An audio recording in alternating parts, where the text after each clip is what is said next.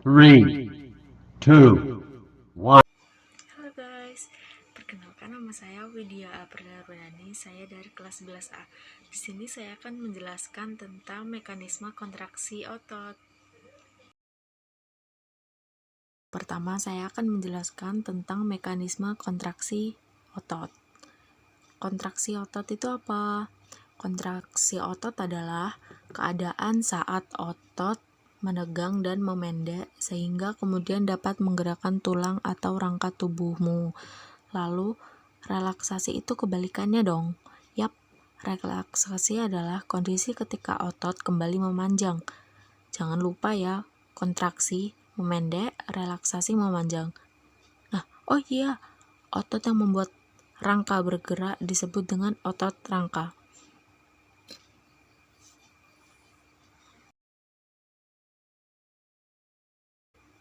Nah, yang kedua, memahami mekanisme kerja otot pada tubuh manusia. Nah, tubuh manusia dapat bergerak karena adanya tulang dan otot yang menjadi bagian penting dalam sistem gerak manusia. Jika tulang dianggap sebagai alat gerak pasif, otot merupakan alat gerak aktif yang dapat menggerakkan tulang.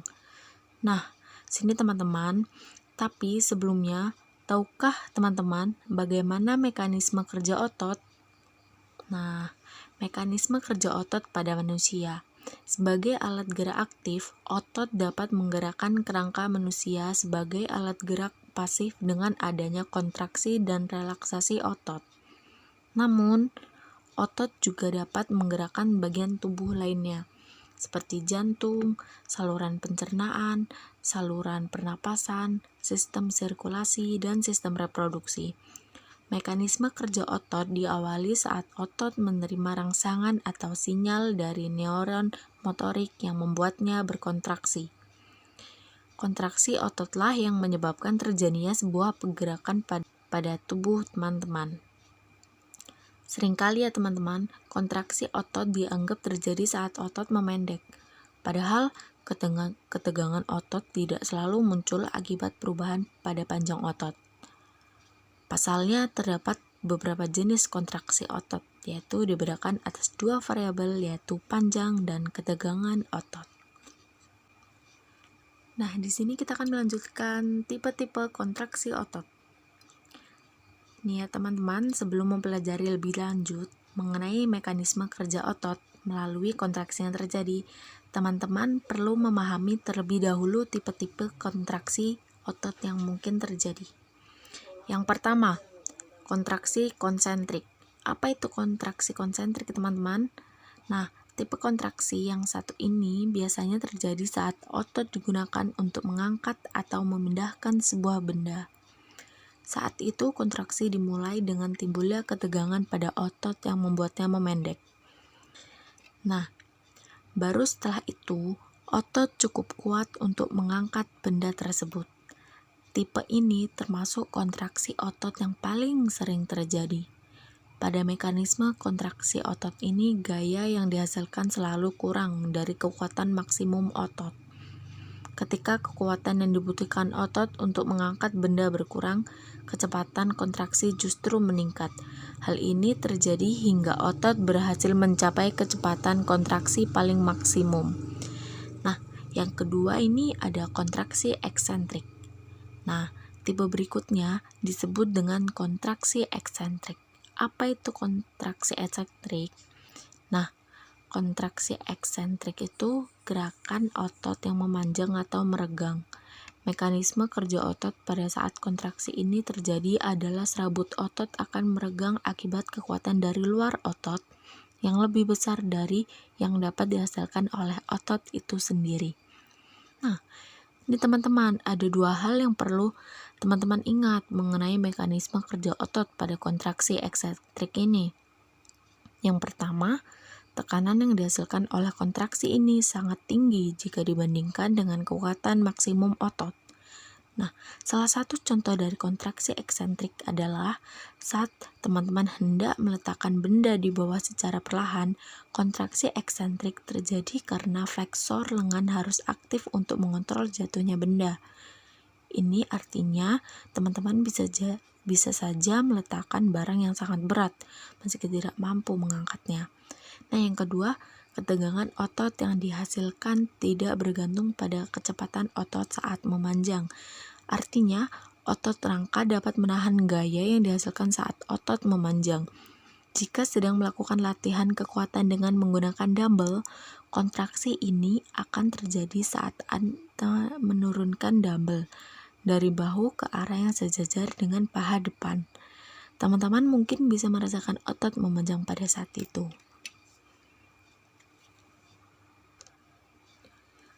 Nah, yang ketiga itu ada kontraksi isometrik. Untuk tipe kontraksi otot yang satu ini ya teman-teman, dapat dikenal sebagai kontraksi yang statis. Pasalnya, tidak seperti tipe-tipe kontraksi sebelumnya, otot tidak memendek atau memanjang dan tetap pada panjangnya seperti pada kondisi normal. Nih, contoh terjadinya kontraksi isometrik adalah saat sedang membawa benda di hadapan teman-teman. Pada saat itu, beban dari benda yang teman-teman bawa akan tertarik ke bawah. Nah, di sini teman-teman kita akan melanjutkan tahapan mekanisme kerja otot. Nah, setelah memahami berbagai tipe kontraksi otot yang mungkin terjadi sekaligus mempelajari mekanisme terjadinya kontraksi, kini saatnya memahami tahapan mekanisme kerja otot ya teman-teman. Berikut ini adalah gambaran umum dari mekanisme kerja otot yang perlu teman-teman ketahui. Nah, yang pertama, ada otot menerima rangsangan dari sistem saraf pusat. Seperti yang sempat disinggung sebelumnya, mekanisme kerja otot dimulai dengan adanya sinyal atau rangsangan yang menyebabkan timbulnya kontraksi. Ya, teman-teman, sinyal atau rangsangan ini berasal dari sistem saraf pusat yang terjadi akibat aktivitas otak atau tulang belakang. Nah, yang kedua, rangsangan dari otak menyebabkan reaksi kimia. Sinyal tersebut akan diterima oleh zat kimia yang disebut dengan asetilkolin. Zat kimia ini yang akan menyebabkan berbagai reaksi kimia pada otot. Salah satunya adalah pembebasan ion Ca kuadrat kalsium dari retikulum sarkoplasma. Tak hanya itu ya teman-teman, menurut College of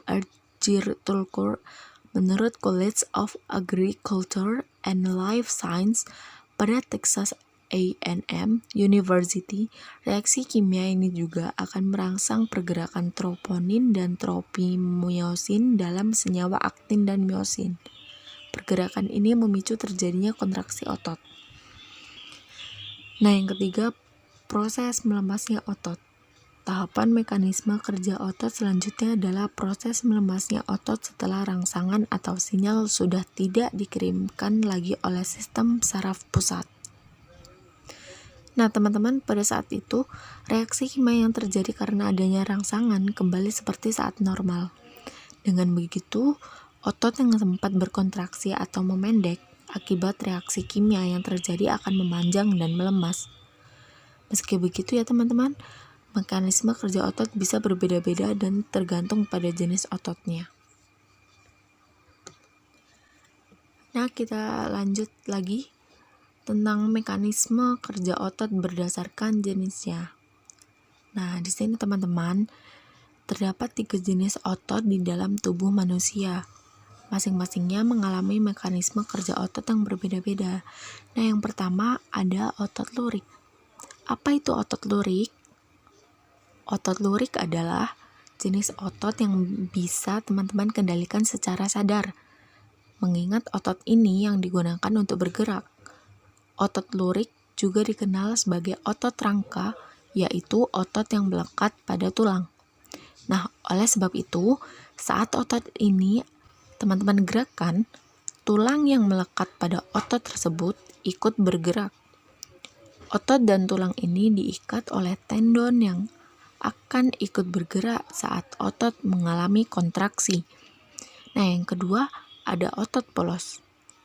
Otot polos merupakan jenis otot yang tidak bisa dikendalikan secara sadar. Nah, otot polos ini bisa ditemukan pada organ dalam tubuh seperti pembuluh darah, saluran pencernaan, saluran kencing, dan uterus. Mekanisme kerja otot ini terjadi secara otomatis, di mana otot akan berkontraksi secara perlahan dengan ritme tersendiri berdasarkan aktivitas yang terjadi pada tubuh teman-teman. Nah, yang ketiga, ada otot jantung. Sama halnya dengan otot polos yang teman-teman, otot jantung juga tidak dapat teman-teman kendalikan secara sadar pergerakannya. Mekanisme kerja otot jantung pun terjadi secara otomatis sesuai dengan kebutuhan tubuh dan Sekian dengan penjelasan ritme dari tertentu. saya. Terima kasih.